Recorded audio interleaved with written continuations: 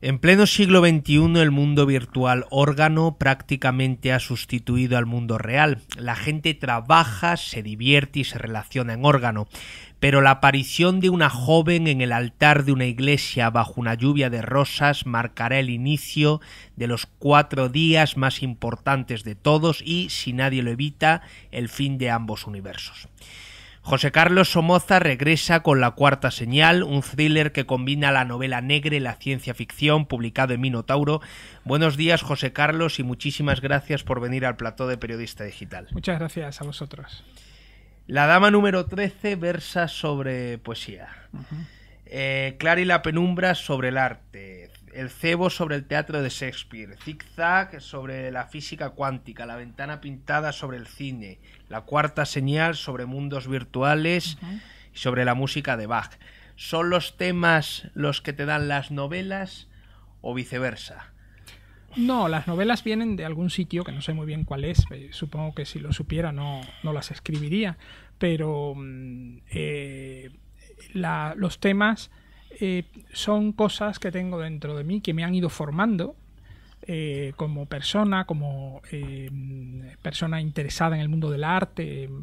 Yo diría que como persona de este siglo, ¿no? En un siglo en el que nadie es unitario, nadie está aislado, un siglo en el que todos somos parte de todo, un gran entramado de cosas y estamos formados pues como en un puzzle de diversas piezas de cultura, de diversas piezas de arte, de diversas piezas de historia, ¿verdad? Somos, por lo tanto, un conglomerado de cosas. Entonces yo creo que el escritor en ese sentido tampoco tiene por qué esforzarse demasiado a la hora de encontrar todas esas referencias, ¿no? Yo tengo las mías, tú tienes las tuyas, cada uno tiene las suyas, y lo que hacemos los escritores es coger nuestras referencias, utilizarlas un poco para desarrollar nuestros argumentos. Pero tú sí te documentas bastante cuando vas a escribir una novela, sí, ¿no? Sí, y además te tengo que advertir que es una fase extraordinariamente maravillosa de la creación, porque toda redacción de novela es como un viaje. Entonces, cuando tú planeas un viaje, te sientes enormemente feliz porque las posibilidades son prácticamente infinitas. ¿Qué va a ocurrir? ¿Qué te va a pasar? ¿Qué vas a ver? ¿Por dónde vas a ir? Es decir, todavía no has hecho un camino, ¿no? Porque no has comenzado el viaje siquiera, sino que lo has comenzado en la imaginación, entonces tienes todo a tu alrededor. Y eso es un poco lo que pasa cuando planeamos una novela. Ya cuando la redactamos, el viaje se ha sido emprendido. Y eso que duda cabe que, aunque te satisface en cierta manera, porque, claro, ya estás en medio del meollo de la cuestión, digamos, pero hay cosas que quedan al lado, hay cosas que tienes que desplazar necesariamente. Entonces, el periodo de documentación para mí es un periodo de posibilidades infinitas. A mí siempre me ha fascinado, me ha gustado mucho y procuro invertir en él el mayor tiempo posible. ¿Y cuál fue la chispa que te empujó a escribir esta novela? ¿Cuál es el origen? Pues fíjate, es una de las novelas en las que me ha parecido increíble el hecho de... Porque otras novelas mías... La dama número 13, el propio Zigzag, cuando escribí sobre física cuántica, claro, me miré al espejo y me dije, debo estar completamente loco, ¿no? Pero tenía mis razones, ¿eh? Pero al escribir sobre mundos virtuales y sobre el mundo virtual, yo, al contrario, lo que me parecía era que había muy pocos escritores hoy que hayan asumido que nuestras relaciones, nuestra forma de vida, nuestro pensamiento incluso, nuestra forma de pensar las cosas y la realidad han cambiado pero 180 grados, o sea, una transformación a nivel de planeta, al nivel del planeta, increíble, y los autores que somos, en teoría, digamos, los evangelistas, valga la expresión, de todo cambio en la cultura humana, ¿no? Todavía no nos hemos hecho, no hemos sido receptivos todavía a esa clase de cambio tan poderoso que se ha vivido, por el cual pues tú ya no necesitas ni siquiera tener un contacto físico para que sientas emociones por una relación, e incluso pues pueda llegar uno a enamorarse, pueda llegar uno a organizar un cambio cultural o un cambio social a través simplemente de una serie de circuitos y una serie de palabras y de imágenes enviadas por una red, ¿no? Entonces, esas posibilidades nuevas de las que disponemos, yo creo que tienen que ser materia de todos los escritores. Y yo, desde hacía mucho tiempo, deseaba escribir algo sobre un mundo virtual que en el caso de Órgano, obviamente, con todas sus características, digamos, absolutas, porque es un mundo en el que tú te conectas con una facilidad extraordinaria y ya de repente estás viviendo en otra realidad que te permite tocar, sentir cualquier cosa, ¿no? Olerla, saborearla, igual que si fuera la realidad externa. Vale, todavía no existe, pero creo que le falta nada y menos, porque a todas estas, el mundo de órgano, la premisa de la que parte es la realidad es lo que nuestro cerebro nos dice que es, en todo momento, con lo cual, estimulando esa parte del cerebro que nos dice que ahora mismo estamos aquí, sentados en este plató, yo frente a ti, etcétera, pues podemos llegar, es decir, ¿qué diferencia habría entre una realidad y otra, ¿no? Entonces, planteándome desde ese punto de vista que la cuestión tecnológica no era tampoco tan ciencia ficción, me dije que era necesario indagar en algo que me interesaba mucho más que la propia cuestión tecnológica, y era que ¿qué pasa con las relaciones humanas? ¿Qué está pasando con los seres humanos?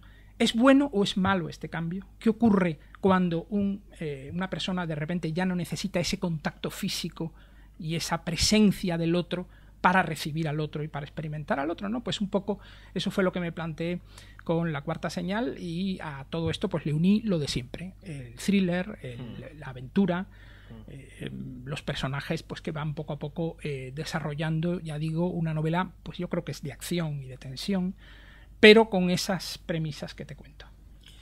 Es una novela sobre las relaciones humanas, hay una gran historia de amor entre una ama de casa y un adolescente retraído, aunque ellos naturalmente en órgano tienen otras identidades, y es curioso esto que se plantea porque en internet da la sensación, ocurre, que a veces la fachada la desconocemos, sin embargo sí conocemos los sentimientos más íntimos, ¿no? Exacto. Que es lo que se da aquí todo el tiempo, ¿no? Exacto. Y eso es también una buena materia para preguntarnos si debemos considerar esto realmente malo, como opinan muchos, ¿no? El tópico ese de estamos perdiendo humanidad porque estamos distanciándonos de los demás.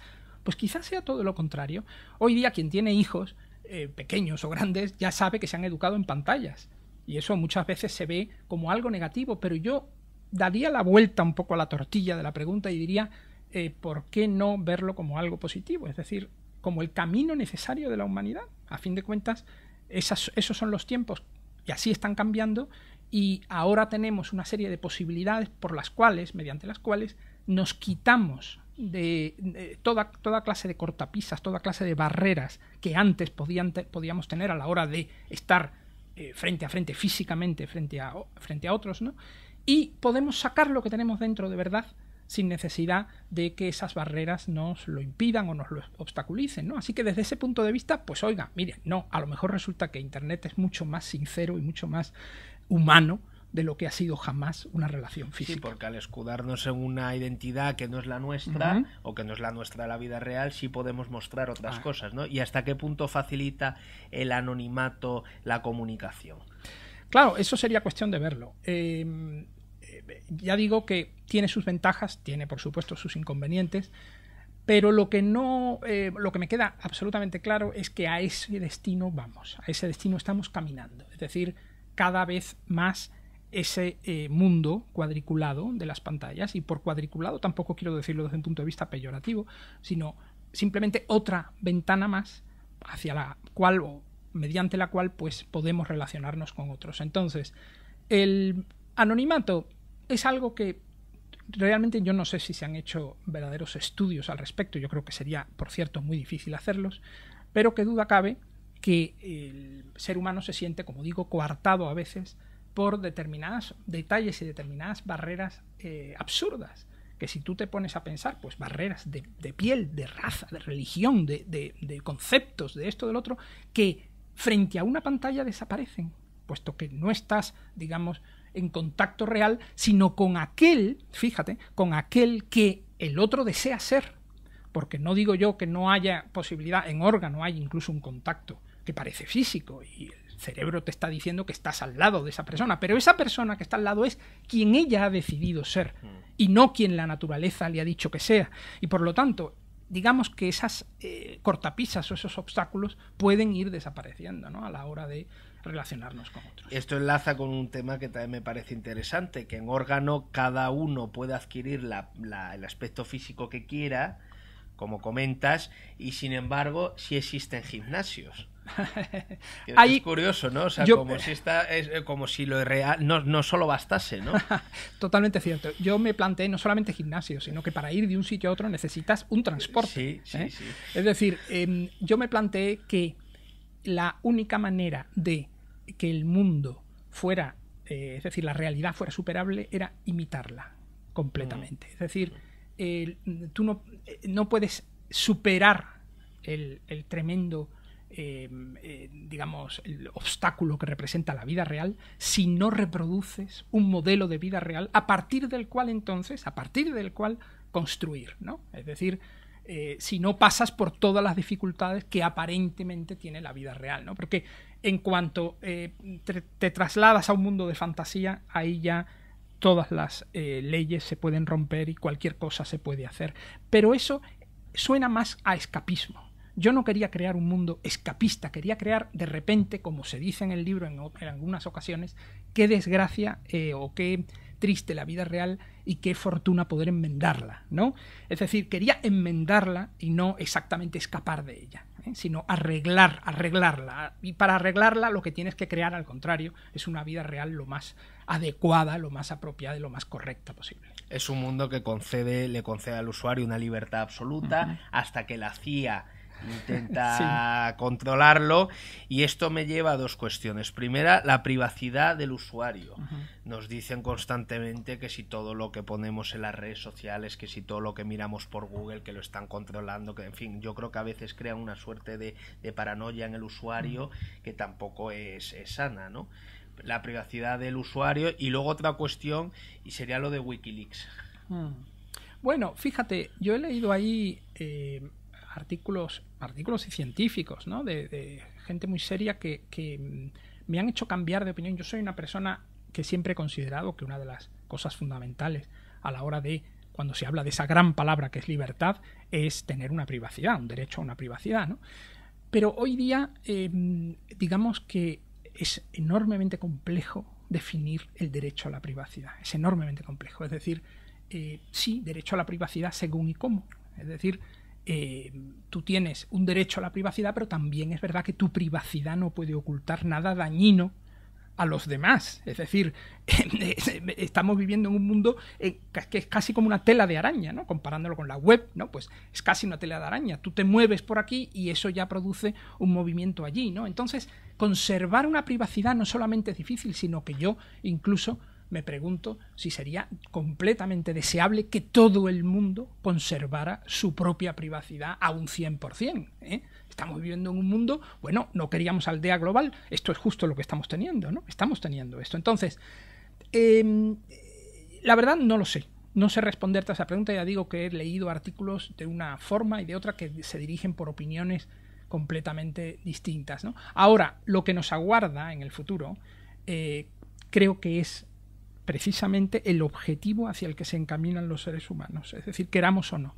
Y lo que tenemos que hacer es construir entre todos esta nueva realidad, que indudablemente es completamente nueva y que a los escritores, por cierto, ya digo, nos ha pillado un poquito como de sopetón, de sorpresa, ¿no? No nos lo esperábamos, ¿no? Entonces, cosas como Wikileaks, cosas en las que de repente, o como lo de Snowden, de repente cualquier persona puede ya romper las reglas del juego, se va a dar, no solamente se está dando, sino que se va a dar con mucha más frecuencia en el día de mañana, ¿no? O sea, las grandes corporaciones ya son simplemente resultado de muchas y pequeñas objetos y muchos y pequeñas digamos, individuos y vínculos que tienen que mantenerse bien, porque en cuanto uno de ellos cambie, puede cambiar la estructura entera. En la época en que se desarrolla la novela, los libros en papel son prácticamente una rareza. Totalmente, y como lo son en la nuestra prácticamente, como lo son en la nuestra, o sea, tampoco en eso hay ciencia ficción ninguna. Y sin embargo, fíjate que hay una cosa con eso de los libros de papel, y lo hemos hablado ya, yo lo he hablado con algunos editores, etcétera. No está del todo sentenciado que vaya a desaparecer, o sea, es decir, de hecho incluso tampoco, fíjate tú que la sentencia parecía definitiva con el formato de los discos, y ahora están resucitando los de vinilo, ¿no? O sea, es que creo que el papel... bueno, el caso es que no está. Yo no creo que haya datos para pensar que la sentencia es definitiva sobre el libro de papel, ni hablar. Entre otras cosas, por un detalle muy simple. La lectura, a diferencia de la música, ha sido siempre una cuestión de minorías. Y entonces, entre la mayoría de esa minoría, sigue habiendo mucha gente que prefiere el papel. Yo creo además que un mundo, una cotidianidad como la nuestra de hoy, en la que estamos todo el día rodeados de pantallas, cuando queremos leer, cuando queremos desconectar, cuando queremos entretenernos, quiere uno también descansar y reposar de las pantallas, ¿no? Por lo menos es lo que a mí me sucede. ¿No? Y luego hace poco leí también que por primera vez en Estados Unidos se habían paralizado las ventas de ebooks. Sí. No, la facturación es baja todavía, incluso en Estados Unidos, que es donde más se vende. Así que no hay una sentencia definitiva todavía. ¿Y cómo contempla un escritor como Somoza, que es superventas, la caída de las ventas y la caída del sector editorial? Pues con enorme tristeza.